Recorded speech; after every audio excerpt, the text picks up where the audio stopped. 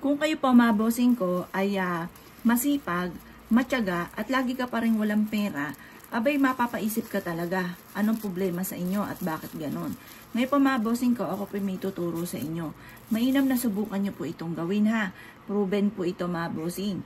At kayo mismo ay maa-amaze sa dami ng mga blessing na darating. At hindi lang ito tungkol sa usapin ng pera. Tungkol din ito mga bossing ko sa usapin ng pantaboy ng mga kamalasan. Proven po ito mga bossing ko na napakaswerte. Ang gagawin nyo lamang mga bossing ko, bumili ka ng isang plastic na ganito. Parang 10 piso ata isang ganito mga bossing ko.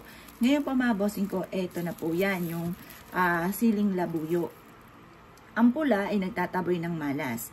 At yan po mga bossing ko, yung anghang po niyan, kaya napakaswerte na meron kang ganito, maging tunay na halaman sa inyo pong garden. Maswerte kasi mga bossing ko ang sili. Kasi bukod sa siya po ay berde, green is for money and for kalusugan.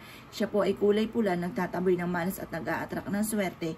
Yung anghang niya ay pananatiliin ang anghang or tamis ng pagsasama ng mag-asawa. Maswerte po ito or sa isang pamilya. Kung parang lagi nagkakaroon ng pagtatalo sa loob ng inyong tahanan, ang anak ninyo pasaway, ang karelasyon ay nanlalamig na sa inyo, ganoon din pasaway din, may mga bisyo na hindi maiwasan, matigas ang ulo, subukan nyo po ito.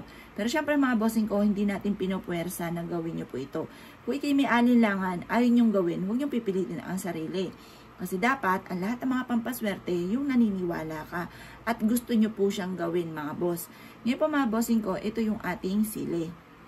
Ang gagawin nyo lamang mga bossing ko, pagdating sa ganito, pero mas maganda, meron kayong tunay na halaman nito ha. Ngayon po, kumuha kayo ng isang malinis na papel. Sa malinis na papel, mga bossing ko, ay isusulat nyo ang lahat ng gusto ninyo na maganap sa buhay ninyo. Yan, mga boss. Halimbawa po, yan, dito muna siya. Halimbawa, mga bossing ko, mag-wish ka muna. Sabihin nyo po muna dito ang inyong tunay na pangalan at ipilido. At pagkatapos, kung ano yung hinanain nyo sa buhay, sabihin nyo po dito. Gusto ko na mawala na. Gusto ko na mawala na ang aking karamdaman.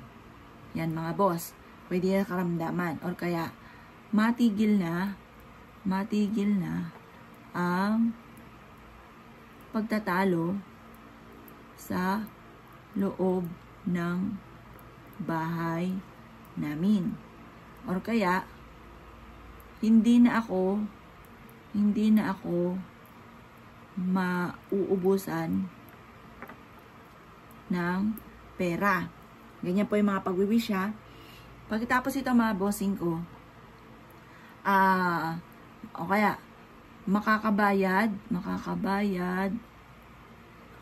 na ako sa lahat ng utang ko at hindi na ako kailanman mangungutang. O yan mga boss. Pagtapos na po kayo mag-wish, basta lahat na po i-wish po ninyo.